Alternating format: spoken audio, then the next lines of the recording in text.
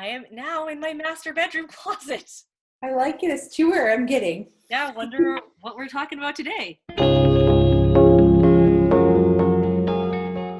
I wanted to come and talk to the professional organizer, Tidy Katie, to find out from her tips to share with you guys on what we can do in terms of organizing our closet, some hacks. I'll share some of my hacks that I've done in this closet.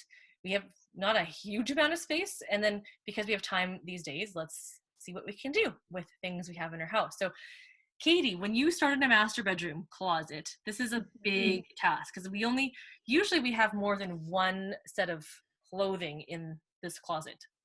Absolutely. Yeah, definitely. Especially walk-in spaces where they can kind of house multiple things.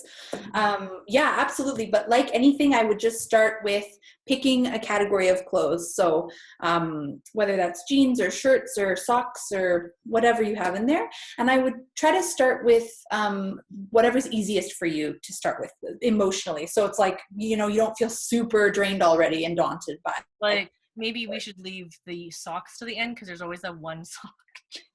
Oh, one sock. I don't know why we keep them, like thinking we're gonna one day find that missing sock. I know. Yeah, those are wasteful to throw out that sock. I know, but at the end of the day, it's like I wonder how much time we spend worrying about finding that other one. It's not worth it. No kidding. What tips do you have? What's your most asked about thing in the master bedroom closet when you're working with clients? Like, what's the biggest thing they have to tackle? Yeah, I would say a really common one is just figuring out how to keep things folded nicely on shelves. I find in a lot of master bedroom closets, there are these deep sort of shelves, which are great, but then if you don't have any sort of system in there, then it's hard to kind of keep them looking neat. Yep. So I find that's one. And another one is actually jewelry, which I know you've kind of handled. Yeah.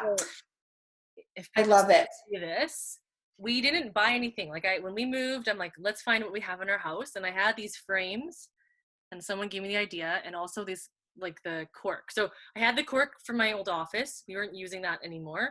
Obviously in the ideal world, I'd fill the whole frame with cork, but whatever, I just made it work. And then we just got a ton of push pins, and it's awesome because I can actually take each necklace out, and it didn't cost me it cost me $0 to do, and it works better than my IKEA organizer that clumped everything together because I have a lot of necklaces and you're not going to buy that many holders. Yeah. And the foam or the felt ones, from IKEA do tend to be a bit slippery. So if those are what you're using, then yeah, you don't want to have a bunch of necklaces for sure because they do get tangled. I've run into that too. And what's your must-have in the master bedroom closet? Well, one thing I really love, and I think is really fun to do and to think about, is how you want to have your closet organized in the sense of some people like to have it done by color. Some people like to have it done by type of items, so jeans and shirts and dress shirts. And other people actually do outfits or groups of outfits. I think that's a big thing, being intentional about what's going to work for you.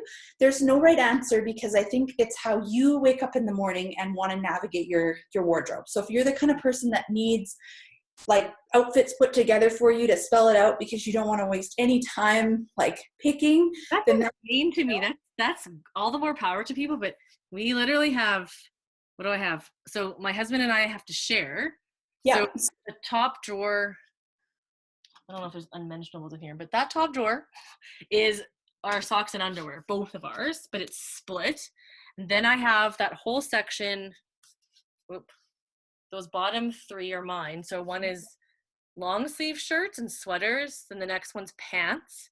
Next one, the bottom one is like t-shirts and like summer tops. And then this second section here is all my husband's. So he has like the jeans and the shirts, and I have one drawer in here that is workout clothes. And then he has like the hanging clothes, like the dress shirts. And then I have all my like suit jackets and dresses and whatnot there. Which is awesome. I mean, you've got it down where you just have that organized by type of clothing, I guess, right? Like t-shirt. Definitely not the color. I don't think I could. I've never thought that through. I'm more so definitely a category person versus a color. Yeah, and color is a very interesting one, but there are people I who have seen that in houses I've get shown. inspired. Yeah, I it's have just the seen way that. your And it your mind honestly, is. like, it shows really well when you're selling a house. 'Cause it's All like, the like, wow, yeah, they color really look blocking. like that. Oh yeah, it looks really cool. Well, and if you're an artistic type, like if that sort of gets you in the like if that's how you process your clothes, then that's awesome. But for other people, it drives them crazy. Obviously, they're if you're a category type person and you're Yeah, for you me, know function over prettiness. Although I still like pretty. So you gotta have a balance of both, right? you can have both. You can Yeah. have So, Katie, when you go through and help somebody through their master bedroom closet, they obviously take you through all their stuff virtually. Do you just get them to kind of open all their drawers and show you what they have in there? Yeah, we do. We take a bit of an inventory and we see what we're working with, and then we go.